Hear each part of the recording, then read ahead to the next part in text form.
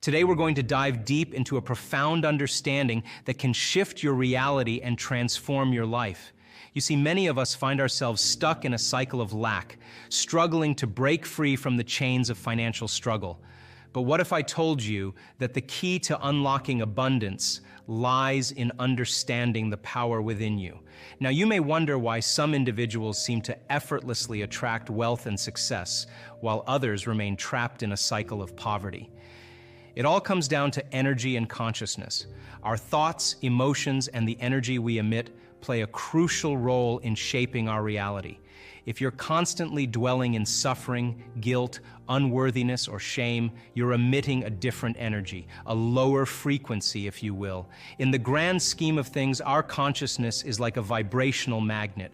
When we're in a state of low frequency, we attract similar consciousness, much like a parasite weakening its host. But it doesn't stop there. It goes beyond the physical realm. The energy we emit connects us to a field, a vast expanse, beyond the three-dimensional reality. Now, let's talk about the transformational power of love and selflessness. When you move past victimization, control, and the need for power, your consciousness evolves. At this point, you become a vibrational match for higher frequencies. Imagine your energy field expanding, reaching out to a 3-meter radius like a Wi-Fi signal. It's not just about having a body, it's about elevating your frequency to connect with a different dimension. As your heart and brain coherence increase, you become a powerful beacon in the quantum field. Picture it as a radio dial tuning into a specific frequency. In this state, you can draw experiences to you, collapsing space and time in what I call fifth-dimensional creation. You become the vortex, effortlessly attracting opportunities, relationships, and abundance without physically going anywhere. Now, let me share a personal experience from one of our advanced events. During a mystical night in Florida, participants were kept between wakefulness and sleep, exploring the theta realm. I myself stayed up the entire night, observing the audience.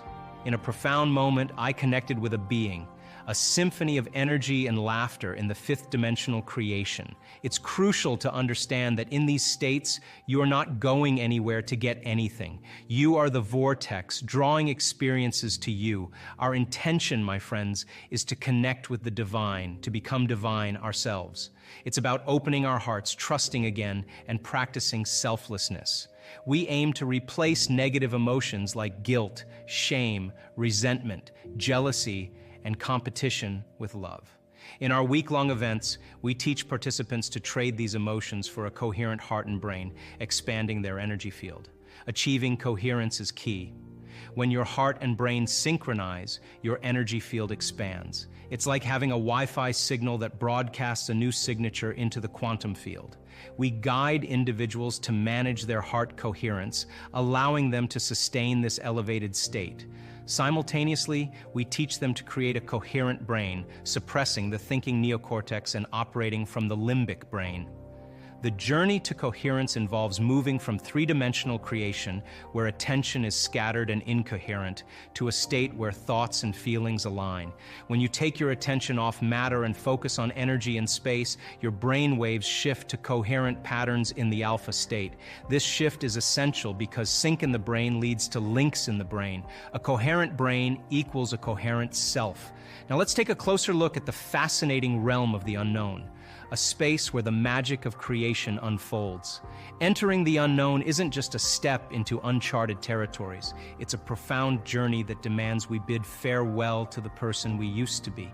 This process involves a complete transformation, not only at a mental level, but also at a biological, neurological, genetic, and chemical level.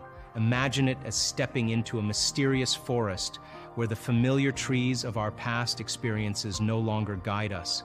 To truly embrace the unknown, we must release the grip of our old self. This isn't merely a mental shift, it's a deep, holistic change that permeates every aspect of our being. As we venture into the unknown, we undergo what I refer to as a dark night of the soul. It might sound daunting, but this phase is like the cocoon before the butterfly emerges, a necessary metamorphosis. It involves a letting go, a surrendering of the old self to make room for the emergence of a new self. This journey isn't a walk in the park. It's a courageous act of crossing the river of change. Picture this river as the boundary between what is known and what is yet to be discovered. The act of crossing signifies our willingness to leave behind the comfort of the familiar and embrace the uncertainty of the unknown. The unknown is not a void. It's a fertile ground for possibilities. It's the canvas upon which we can paint a new reality. But to paint this masterpiece, we must be prepared to let go of the canvases filled with the brush strokes of our past. This is where the magic happens, where the old self dissolves, making way for the birth of a new self. While the unknown may seem unfamiliar and at times challenging, it is, in fact, the gateway to our true potential. It's in this space that we discover aspects of ourselves we never knew existed. The unknown is not an obstacle, it's an opportunity for growth, transformation, and the creation of a life that aligns with our deepest desires. Now let's delve deeper into the concept of mental rehearsal and how it plays a pivotal role in reshaping our lives. As we bid farewell to the old version of ourselves, it becomes imperative to consciously select new thoughts and behaviors. It's like embarking on a journey of self-discovery, where every decision we make has the potential to redefine our existence. Mental rehearsal emerges as a potent tool in this transformative process. Imagine it as a mental workout, a form of exercise for our brain. By vividly imagining and rehearsing a new way of being, we initiate a profound transformation within ourselves. This isn't just a mere shift in perspective, it's a rewiring of our very neurological and biological makeup. Picture the old self as a network of circuits in our brain, each linked to past experiences, beliefs, and habits. As we consciously choose to leave behind this outdated version of ourselves, mental rehearsal acts as the catalyst for change. It's like hitting the reset button on these circuits, silencing the patterns associated with the old self. This isn't about suppressing who we were, it's about creating space for who we're becoming. Simultaneously, mental rehearsal is about firing and wiring new circuits for the emerging self. It's a process of envisioning the person we aspire to be and embedding those visions into the very fabric of our brain. This rewiring goes beyond mere positive thinking. It's a conscious effort to align our thoughts with our desired reality. In doing so, we pave the way for a new self to emerge, one that is in harmony with our aspirations. Now let's explore the profound idea of embracing the generous present moment, a concept that transcends time and holds the key to true creation.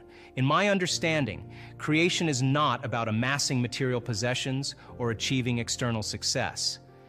It's about a profound shift in consciousness. To create, we must momentarily forget about ourselves and become pure consciousness. This isn't a selfish act of neglecting our needs. Rather, it's a selfless immersion into the boundless possibilities that exist in the present moment. This generous present moment is a space where our brain and body synchronize in perfect harmony, aligning with the creative forces of the universe. So understanding these principles is the key to breaking free from the cycle of poverty. By elevating your consciousness, shifting your energy, and living in coherence, you become the vortex that draws abundance to you. Remember, in fifth dimensional creation, you are not going anywhere to get anything. You are collapsing space and time, creating your future from the unknown. When people can't get up in the morning and they can't get out of bed, I'm going to tell you why. Because they can predict the feeling of everything that's going to happen in their life. And their body's resigned to the familiar and says, oh, another mundane day. But remember when you were a kid and you were going on a field trip, what happened then? You were up and dressed and ready to go before your parents were up. You know why? Because you knew something unexpected was going to happen. That's how we should live our lives. Waking up with the understanding to expect the unexpected. And something unusual should happen in our life as a result of our efforts. And it's just those beginning moments where it begins to happen that we begin to prove to ourselves how powerful we really are. So take time in the morning and the evening and the rest of the day. Check in with yourself at certain times to see if you're still in that energy. And if you're not, excuse yourself for a second, raise your energy, and step back into your life. If you keep doing that over and over again, you'll become less frustrated, less impatient, less judgmental. You'll just become something of the past and you'll be someone else. When you finish a meditation, if you get up feeling the same way as you sat down, nothing really happened. Nothing happened neurologically, biologically, chemically, hormonally, genetically. You're still in the same state of being. But when you get up and you feel like elevated sense of self, your heart is swollen and you have a clear vision of your future and your energy's different. The question is, how long can you maintain that state? So you're literally broadcasting a whole new electromagnetic signature in that state. Thoughts tend to be electric and feelings tend to be magnetic. The way we think and feel is what we broadcast into the field. And what we broadcast into the field is our experimental destiny. So then when you go within and you disconnect from your outer world and you sit your body down and it's no longer experiencing anything and you're not thinking about your schedule, your past, or your future, as I said today, you're being defined by thought and you're making your inner world more real than your outer world. When you open your eyes and you present yourself to the world, the job then is to not react emotionally to the same conditions in your life, because the moment you react emotionally, you're equal to the conditions in your life and you're back in your past. So then when you fall from grace and you move off that state, then you sit down and you realign. You begin to tune in again and you change your energy again.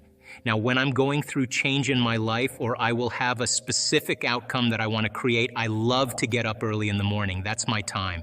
I'm a 4:30 in the morning guy because that's my time. The rest of the day I'm serving, but I love getting up early and changing and working and having some time to myself. And I believe that when I invest in myself, I invest in my future. And that time in my morning, nobody bothers me because that's my time. And because of brain waves and brain chemistry, the door between the conscious mind and the subconscious mind is more open. And so if I get up early and I'm kind of between theta and alpha, I don't have to work as hard. I'm not thinking, I just kind of relax into the moment. In the evening, I always ask myself, how did I do? How was one lifetime in one day? Where did I fall from grace? What happened? And so then when I look at seeing how I reacted to someone or something, or I made the choice that I could have made a better choice, I naturally, we all do this, begin to think, well, if the same situation happened again, how would I do it differently? And that's the act of beginning to come up with a new plan. The act of rehearsing it in your mind begins to install the circuits in your brain, priming your brain so that when the next experience happens, you could modify your behavior to do a better job in life. That's called plasticity. If you decide, okay, if I'm taking time out of my busy life to emulate the divine creator, then if I'm going to create something unlimited, I better feel unlimited. If I'm going to do something magnificent, I have to become magnificent. And if you keep doing that over and over again, it will begin to become more readily available to you. It'll get easier. And so when we're in that energy all the time, that's when the synchronicities and the serendipities and all those wonderful coincidences begin to happen. And it's those coincidences that are feedback in our environment where the field begins to open doors for us. That's what we want to occur. Now, I have worked on things in my life, and I'm a sincere person. I've worked on things in my life for years, and I always thought it was about the event or the experience I wanted to create. But all along, I was changing. And when I finally reached a point where I could care less if I could have the experience, is the moment it happened. But all along, the divine, loving intelligence, this mother-father principle, of course, it's observing us into life.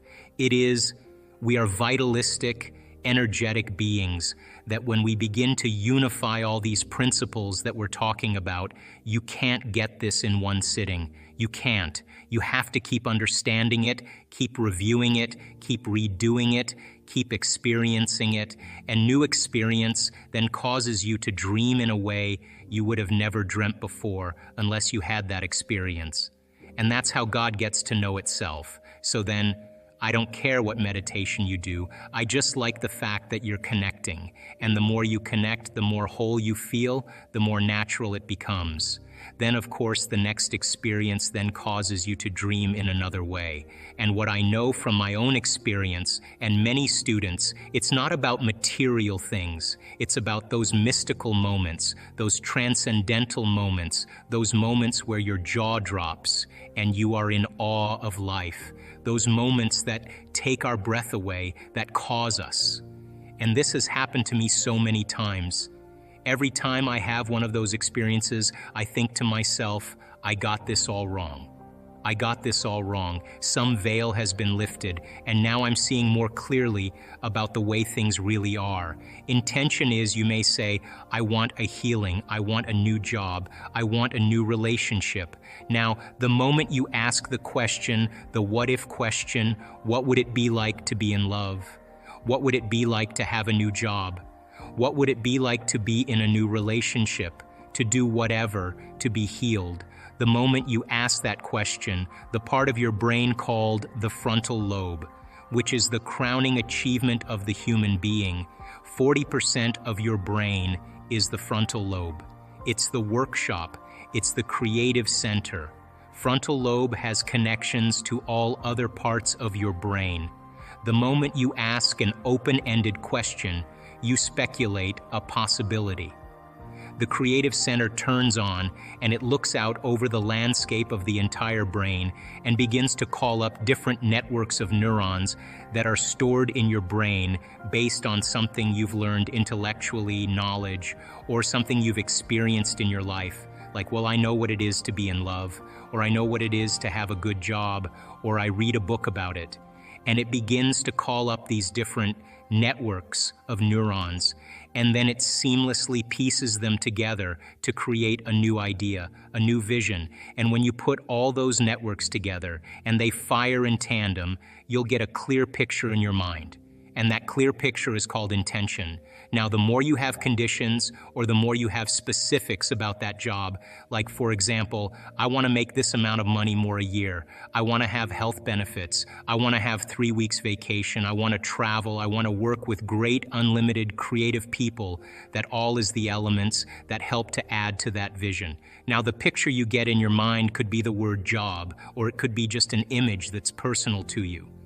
But the image then represents all of those conditions, so you can have several conditions that make up your intention. But the intention typically is a symbol, like you may see a retreat center that you may want to start and you have a picture of it.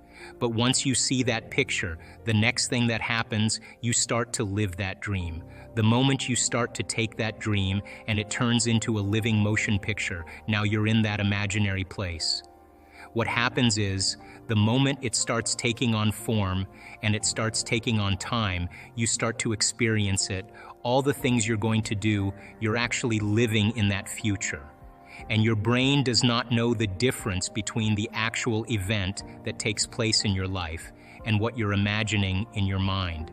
We call it mental rehearsal in my work. But you're literally rewiring yourself to the future.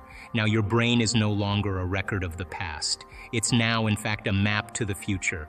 Now, most people stop at this level, but there's another level. Because once you have that intention, and I watched you do this, what makes the intention have life is when you combine it with that emotion.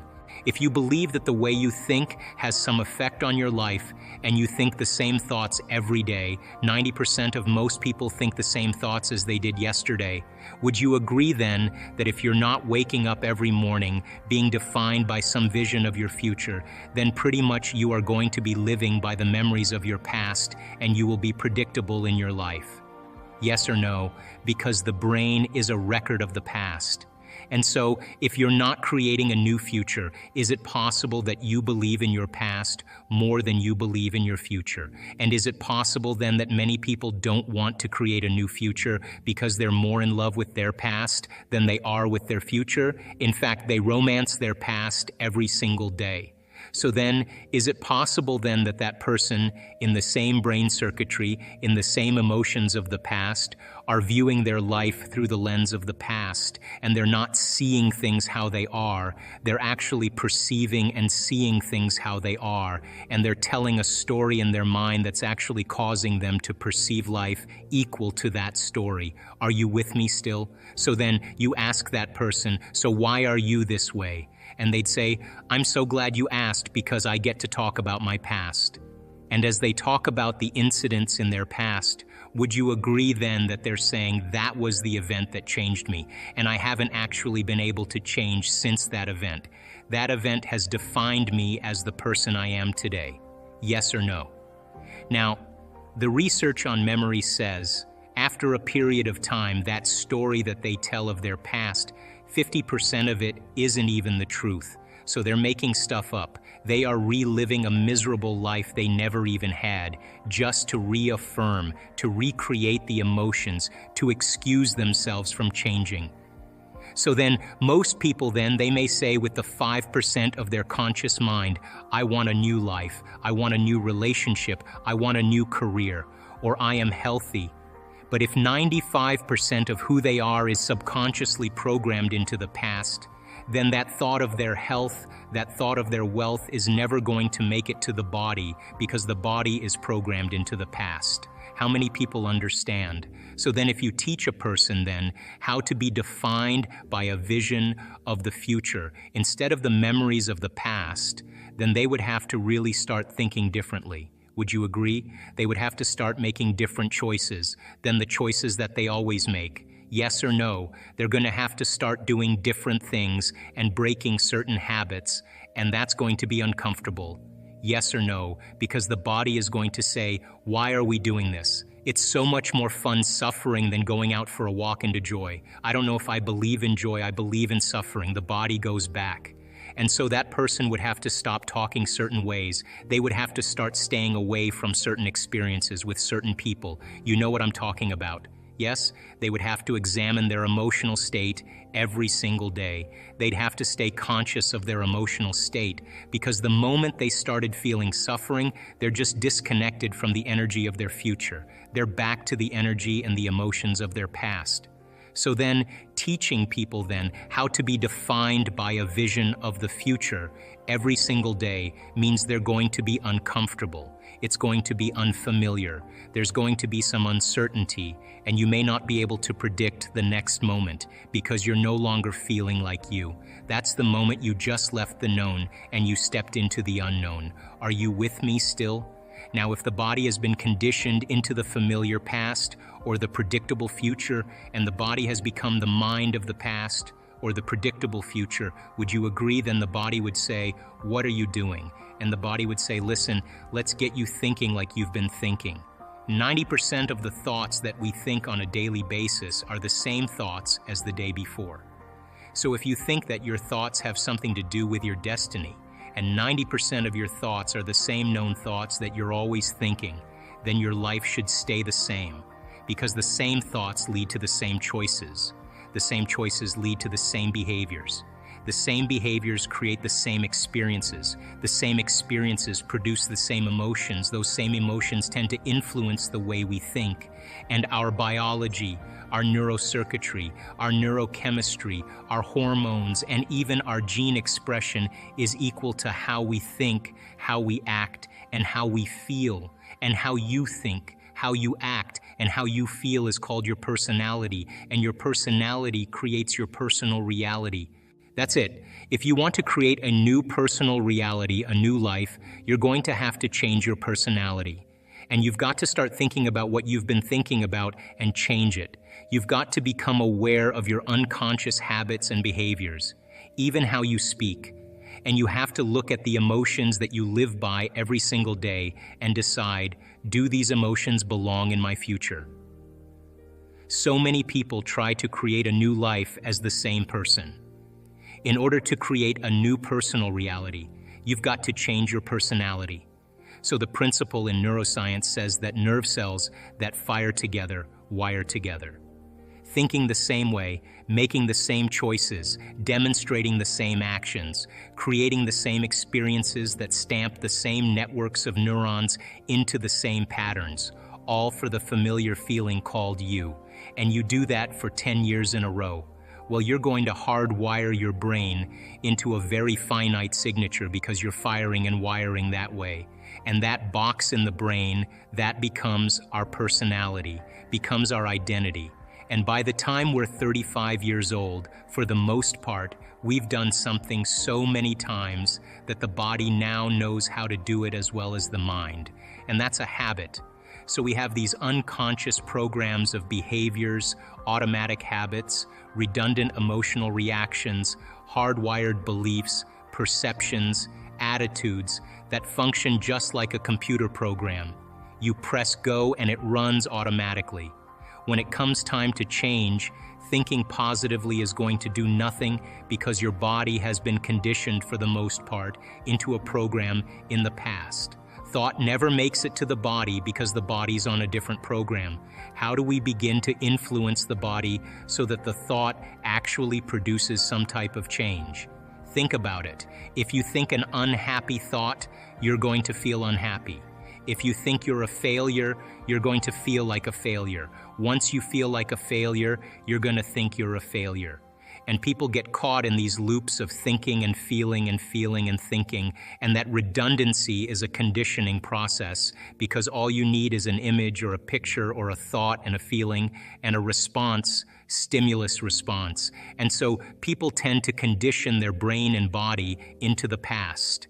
When it comes time to change, you've got to leave that familiar territory. And any choice that you make, if you said, hey, I'm going to eat a better diet, I'm going to wake up early and work out, I'm going to do meditation, the moment you decide to do something differently, get ready because it's going to feel uncomfortable. It's going to feel unfamiliar. There's going to be some uncertainty. You're not going to be able to predict the next moment.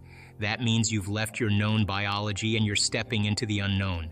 Theoretically, that sounds great, but if the body has been conditioned into a familiar feeling, it's in the known. The moment you take it outside the familiarity, it wants to go back to where it's comfortable. So the body starts influencing the mind, and this is where people say, why don't you start your diet tomorrow? Why don't you start working out this evening? You're really never going to change.